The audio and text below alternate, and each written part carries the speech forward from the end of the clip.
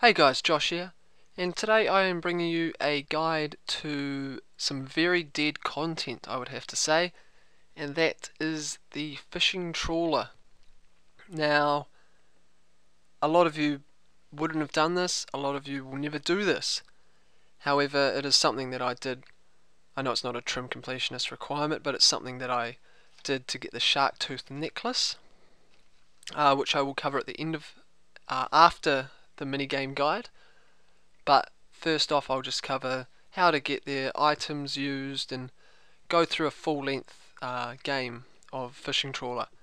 Now, obviously this will be solo. It is often recommended not to solo, but I reckon that's a load of crap. Hopefully my game doesn't go too bad, but I don't think I've failed in a very long time, and when I was going for Sharktooth Necklace I had no issues. Now I will apologise in advance for the length of the video. It's hard to make it short when I'm wanting to cover the full length of a 10-minute minigame, as well as cover all the details I can think of. So I'll put links in the description as always. Check that out if you want to skip to certain parts of the video, if you're only looking for bits, certain information. But otherwise I'll kick it off. So firstly I will show you how to get here. On the map on the screen at the moment you will see where the minigame is and the paths from Ardougne and the Monastery. Now an item most commonly, or you could use to get here, that's the one I use, is the Kandarin Monastery teleport. Now although this is on my completionist cape, it is also on the Ardougne cloaks from the achievement diaries. I'm not sure which ones have them. I'll put that in the description, because I know each step you get more teleports and different teleports, so I'll clear that up in the description so you guys can know about that. So if I teleport to the Kandarin Monastery, so from here you go straight out the door and head southeast to the Kazar docks.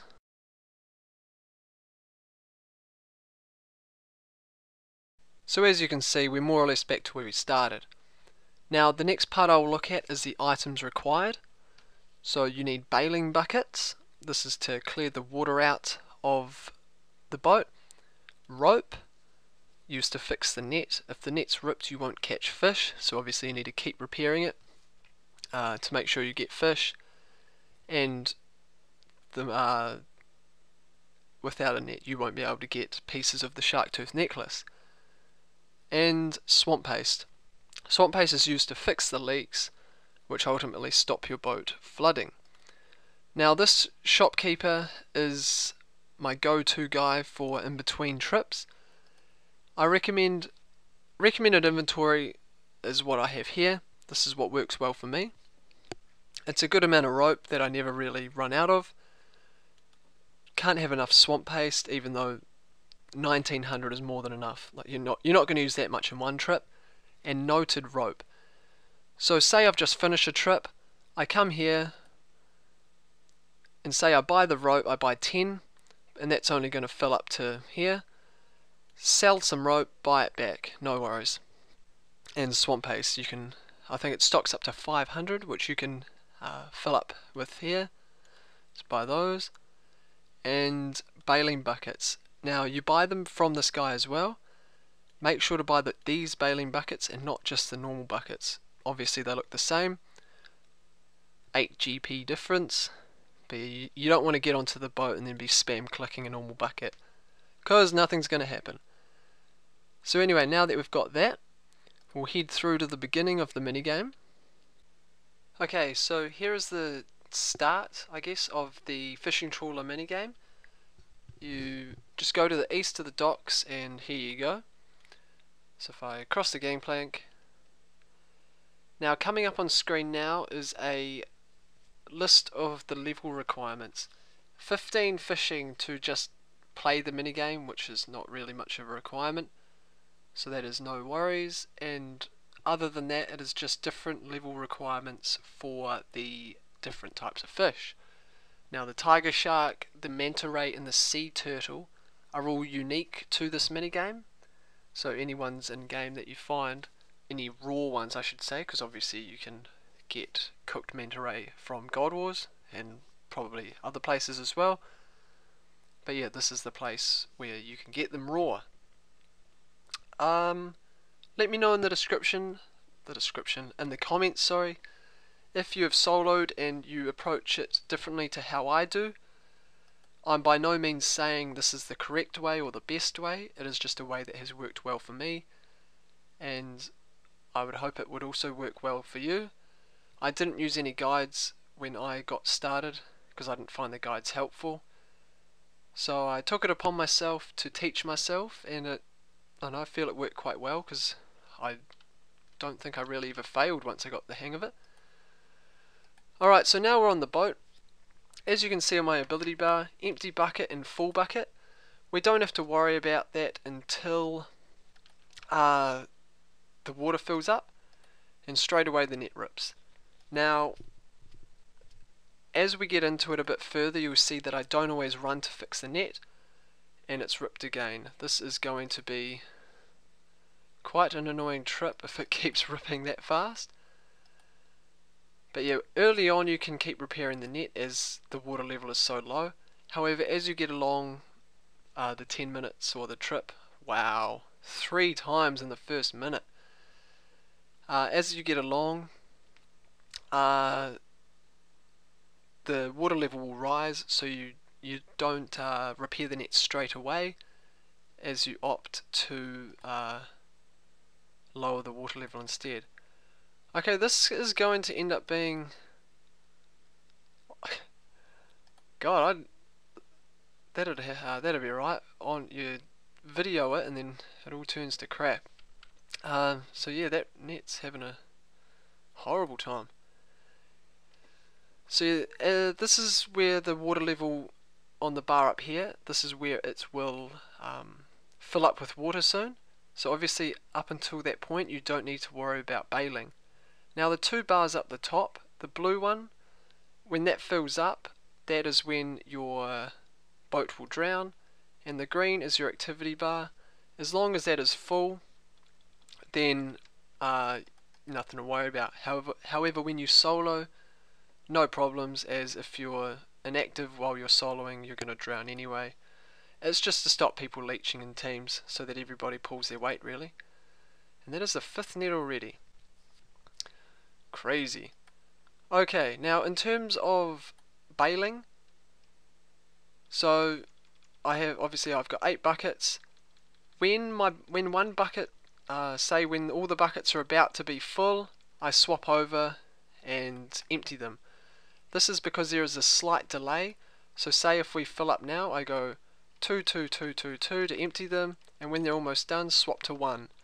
Now the delay, even though you will be clicking 1, there will be a slight delay where it'll be catching up with your clicking of number 2. It sounds really confusing. I'm trying to think of the best way to explain it. But pretty much don't keep clicking to bail until, see if I stop now, then you don't have any left, you don't have any left. So stop clicking the number when there's about 1 or 2 of those buckets left, and then swap to the other one, and it should work out quite well. So if I go 1, 1, 1, 1, 1, now there's 3 left, so I swap around, and as you can see, the other 2 filled up. And same again, swap, and swap, and swap. Hopefully that makes sense. If it doesn't make sense at all, let me know and I'll try explain it a bit better. It's pretty much so you don't just spam click one number and then you end up having, you don't have any left in the description, just to try and make it a little bit more efficient. Net is ripped again, and as the water level is low, we don't have anything to worry about, so we can do that. But yeah, it does become quite a good idea to just sacrifice some fish when the water level gets a bit high. And now I'm telling you not to get the you don't have any left. Now I'm getting it. So generally you can out bail about 1 or 2 leaks, but when there becomes 3 or 4, that's when you sort of start having to tidy things up. The water level's not really a threat at the moment, so it's quite nice. So fill, fill, fill, empty, empty, empty, and swap. Sorry if you can hear all my clicking and button bashing. Got a noisy keyboard and mouse, and this minigame ends up requiring a lot of spam clicking. And swap, and we'll top these up. So as you can see so far, it's been 4 or 5 minutes and the water level is, that's not threatening me at all. Sometimes that's what I've found, is that if the net, like it did, rips really quite often early on, then it'll be the rest of the trip might be quite relaxing. Or if you have a long period where there's no leaks, all of a sudden there'll be leaks everywhere. I mean, all in all, it seems to balance itself out in terms of nets ripping and leaks and all that sort of thing. Now, one thing to be careful about is when I used to play, I don't want to risk it now, but when I used to play, if there was water in the bottom and I managed to bail enough to clear it, the game would sort of go into it would sort of pause, and what would happen is there'd be no leaks, there'd be nothing. So the game would eventually stall, however the activity bar would go down, leaving me to just stand there and watch my activity drop because there was nothing to do, and then we would capsize, which was a real pain in the ass because it's time wasted. And this is a sort of game where when it takes 10 minutes a game, each game lost is just, it annoys the hell out of you. So see, if I stop cooking now, you can see one more fills up. That is a sort of delay or lag, however you want to call it, that I was talking about. I'll put the statistics in the description of the amount of catches, trips and all that it took me to get the shark tooth necklace. It was about over a year and a couple of weeks ago that I put the videos up on my old channel, and the clip at the end will be the material from my old channel, as that's the easiest way to do it. Another thing to note about the net is that it is only even though there is a ladder on the west and east, only the net on the west is the one that you fix. So as you can see, the water level's starting to rise a bit. I'm still not worrying too much. Tidy these up and spam some bailing.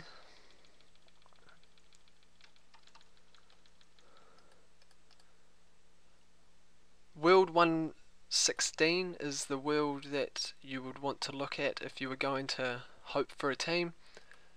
Other than that, forums is often a good bet. But yeah, it became, after a while of searching for teams and teams that were failing and things like that, people not sorting out jobs, and it was just a general nightmare, so I decided I'd try soloing. The catch is obviously a little bit lower. I'm not sure how much lower, because as you can see, we're already up to 16 fish with a couple of minutes to go.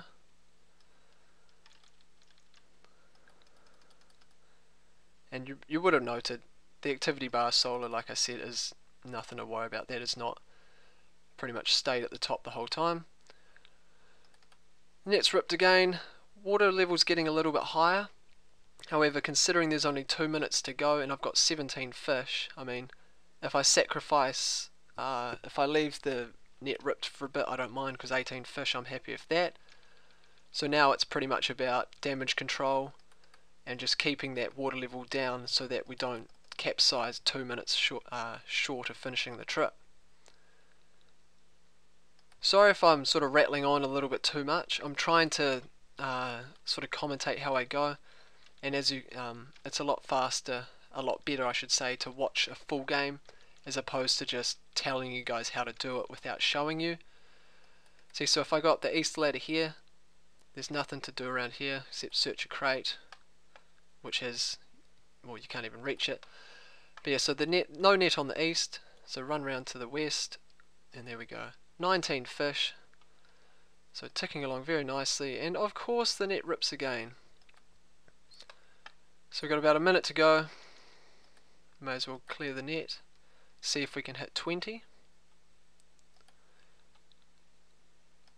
It really does become a you really have to use your own judgment. I mean, if the water level's rising quite a lot, but you want to fix the net, you pretty much have to toss up, see how many leaks there are and consider whether it's worth it or if it's risky. And so yeah, see I've not really been under any stress this trip. It does become it is quite click intensive obviously, but it's not hectic to the point where you're freaking out or anything like that. But yeah, it's not really something you can AFK, because if you AFK, you're not going to have a fun time. Chances are you're just going to be sitting there, look away if you're watching YouTube or something, then all of a sudden you come back, your water level's 3/4 full, there's leaks for Africa, and by the time you fix them, you're dead. Well, not dead, but capsized. So as you can see, that is the end of the trip.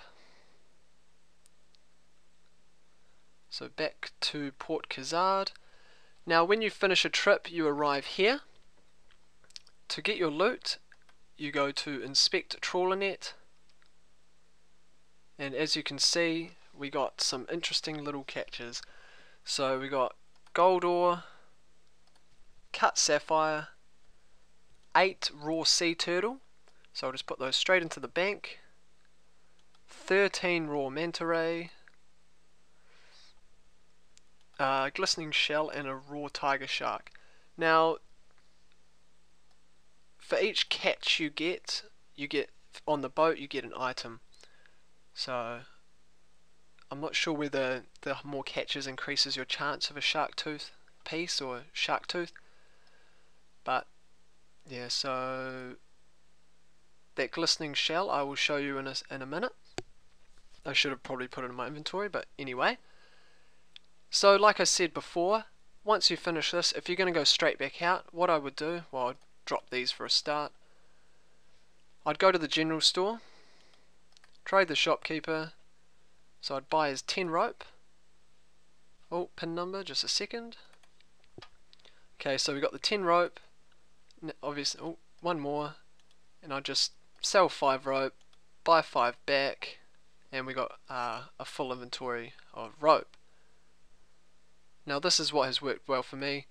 I mean, you could use less buckets, you could use more buckets, however, there was times when I was running quite low on the rope, so I've found that over I must have done at least 150 solo trips, I've found that this amount of rope has served me well, and I think there might have only been a couple of times when I ran out of rope, but it was at the very end when I already had 18, 19, 20 catches, so it wasn't as big of a deal.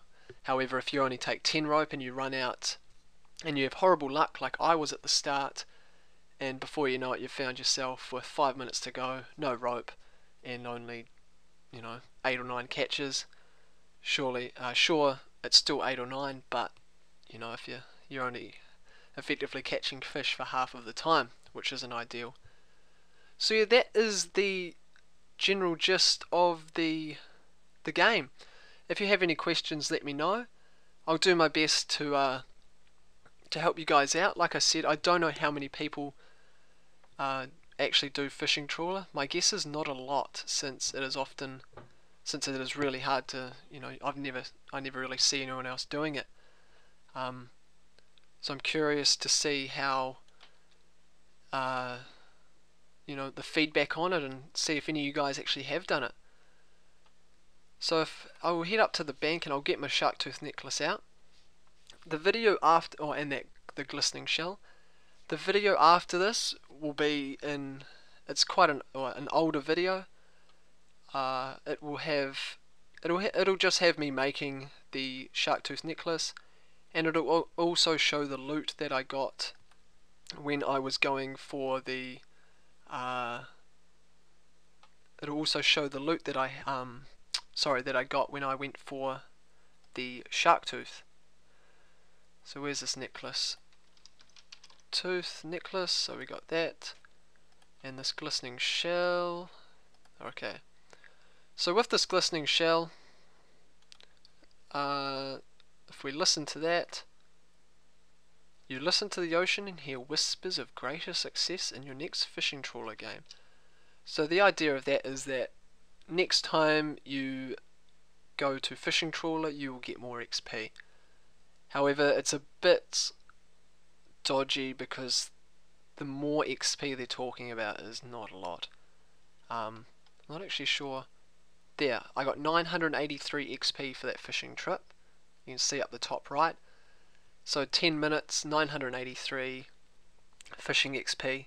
It's 4 or 5k XP an hour. It averages out, which is like you don't need me to tell you that that is absolute crap. So yeah. Now with the shark tooth necklace, as you can see there, it doesn't actually have any stats. I'll put information in the description about the shark tooth necklace. But if we equip it, there, nothing. No stats, nothing. As far as I'm aware, I think it just helps sharks heal more when you eat them. But I'll clear that all up. So I'll just put a quick little clip of me making the shark tooth necklace after that. But yeah, like I said, if you got any questions, let me know. I hope you found this guide helpful. If there were pieces or bits of it that you were unsure about, I'm more than happy to clear that up. So I'll leave it at that, and until next time guys, take care.